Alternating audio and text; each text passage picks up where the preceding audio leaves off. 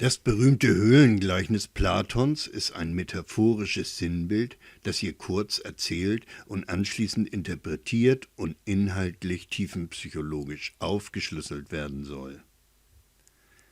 Platon beschreibt darin eine unterirdische, höhlenartige Behausung, von der aus ein breiter Gang zur Erdoberfläche führt. In der Höhle leben Menschen, die dort ihr ganzes Leben als Gefangene verbracht haben. Sie sind sitzend an Schenkeln und Nacken so festgebunden, dass sie immer nur nach vorne auf die Höhlenwand blicken und ihre Köpfe nicht drehen können. Daher können sie den Ausgang, der sich hinter ihrem Rücken befindet, nie erblicken und von seiner Existenz nichts wissen. Auch sich selbst und die anderen Gefangenen können die Gefangenen nicht sehen. Das Einzige, was sie je zu Gesicht bekommen, ist die Wand, der sie zugedreht sind. Erhellt wird ihre Behausung von einem Feuer, das hinter ihnen weit oben in der Ferne brennt. Die Gefangenen sehen nur dieses Licht, das die Wand beleuchtet, nicht aber dessen Quelle. Auf der Wand vor sich sehen sie lediglich ihre eigenen Schatten.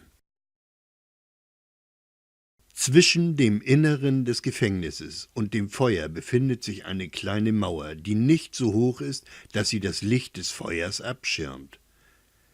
Längs der Mauer tragen Menschen unterschiedliche Gegenstände hin und her. Nachbildungen menschlicher Gestalten und andere Lebewesen aus Stein und aus Holz. Diese Gegenstände ragen über die Mauer hinaus, ihre Träger aber nicht. Manche Träger unterhalten sich miteinander, andere schweigen.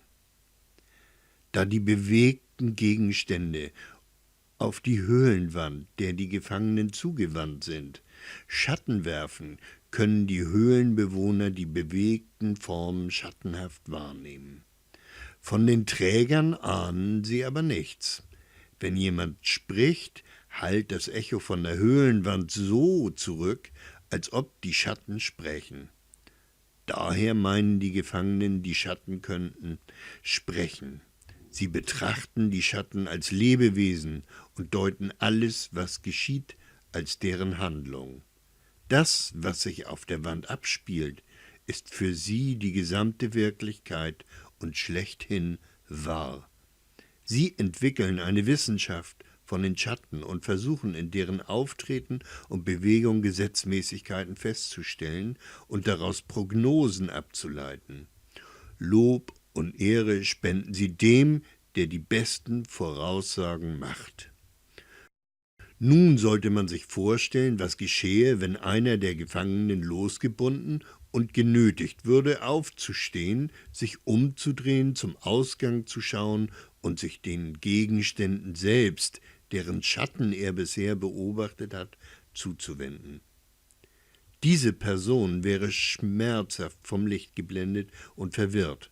Sie hielte die nun in ihrem Blickfeld gekommenen Dinge für weniger real als die ihr vertrauten Schatten. Daher hätten sie das Bedürfnis, wieder ihre gewohnte Position einzunehmen, denn sie wäre überzeugt, nur an der Höhlenwand sei die Wirklichkeit zu finden.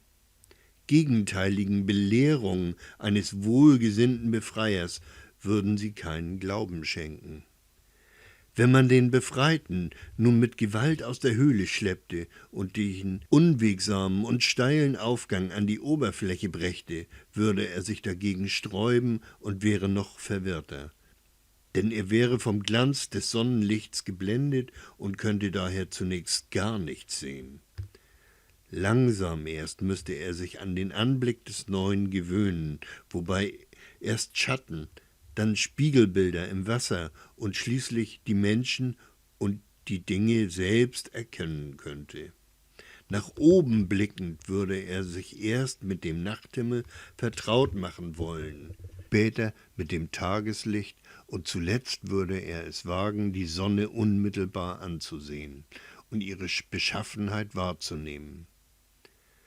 Dann könnte er auch begreifen, dass es die Sonne ist, deren Licht Schatten erzeugt.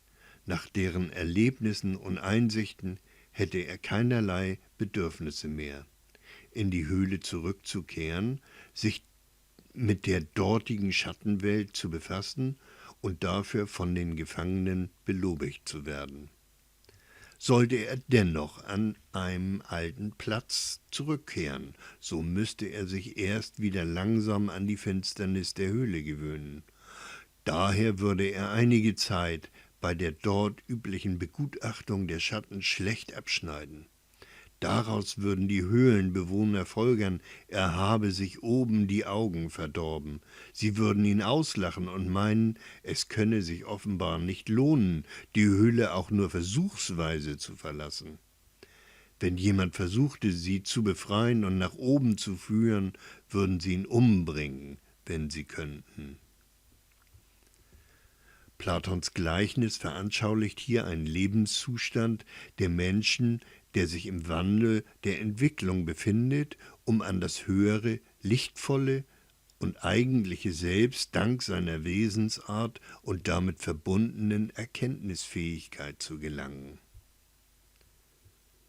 Das Gleichnis veranschaulicht daher den Weg der Individuation und Selbsterkenntnis. Das Licht symbolisiert hier die vollkommene Liebe zum Leben und die Überwindung aller Ängste, die zu einem Schattendasein führen. Die gebundenen Schenkel und Nacken zeigen dabei ausschließlich die eingeschränkte Bewegungsfähigkeit des Individuums innerhalb des Schattenreichs. Er, der Mensch, ist in dieser Lebensphase unfähig, die ganze Wirklichkeit mit seinen 5 Sinnen voll zu erfassen und verwechselt daher seine begrenzte Wahrnehmung von Realität mit der Wirklichkeit. Für solch einen Mensch sind die Schattenwälder ein unumstößlicher Fakt, so wie das Leben in der Angst vorgibt, zu wissen, wie die Welt ist. Die ethisch-moralischen Wertungen und Prognosen an seiner Realität und die damit gesprochene Sprache der unwirklichen Welt ähnelt der Kommunikationsform der Abstraktion und Entpersonalisierung durch Regelwerke der Erziehung und Bildung des Über-Ichs. Politische Gesetze, die zum Recht wurden und die persönliche Seinsform ersetzt durch Regelwerke, erinnert uns unweigerlich an die fehlende Individuation. Das kleingeschriebene Mann als unpersönliches Über-Ich regiert dann das Selbst.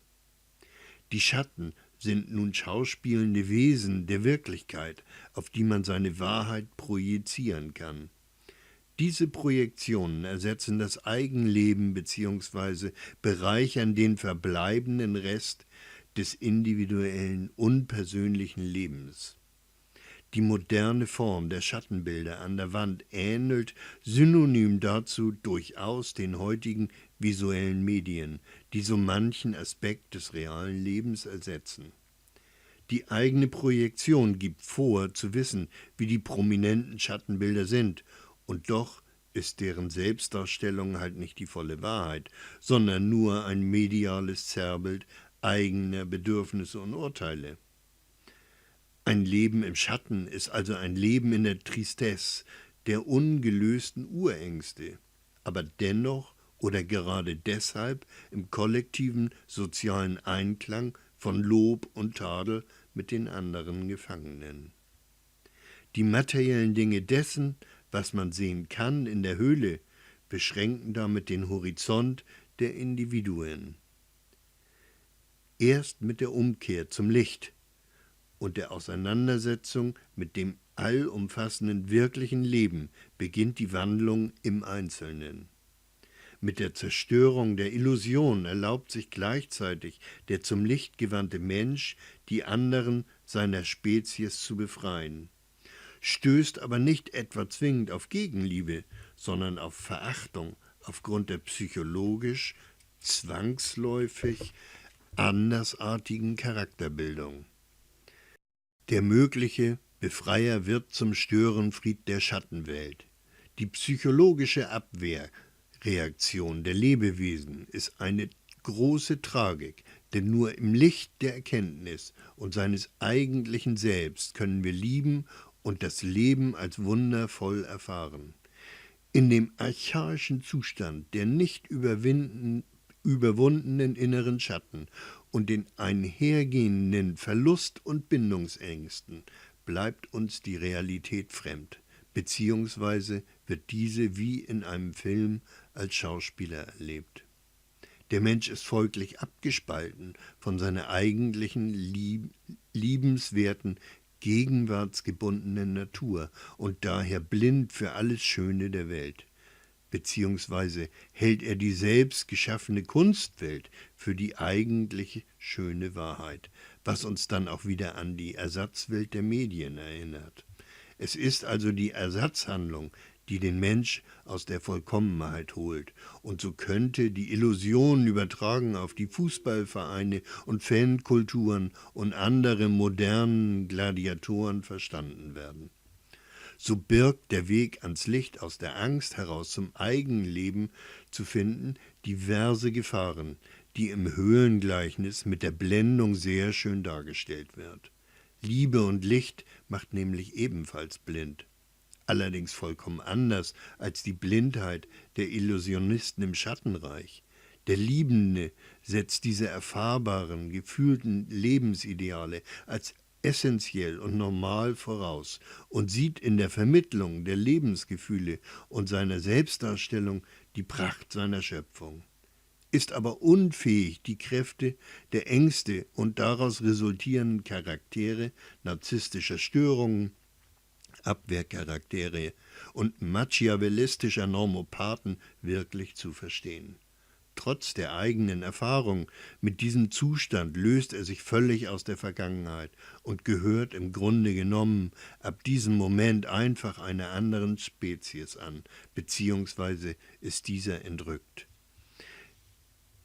Das Höhlengleichnis hat Sokrates, der Lehrer Platons, nicht zuletzt den ganz realen Tod gebracht, weil er im Jahre 399 vor Christus wegen seines unerwünschten Einflusses auf die Jugend zum Tode verurteilt und hingerichtet wurde. Tiefenpsychologische Gültigkeit hat es aber noch heute und wer es verkündet, wird mit dem gleichen Widerstand rechnen müssen.